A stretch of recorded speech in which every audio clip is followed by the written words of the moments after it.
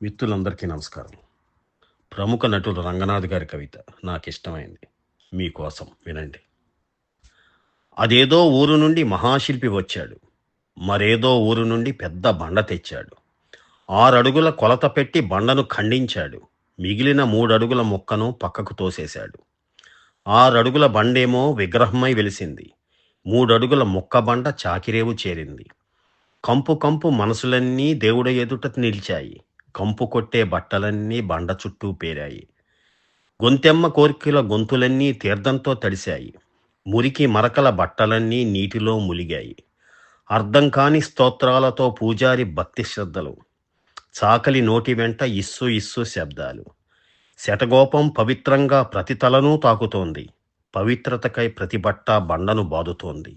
కడకు గుడి నుండి మనసులన్నీ కంపుతోనే వెళ్ళాయి. రేవు నుండి బట్టలన్నీ ఇంపుగా వెళ్ళాయి. గుడిలోని దేవుడా, రేవులోని బండ, ఎవరు దేవుడు ఎవరు బండ?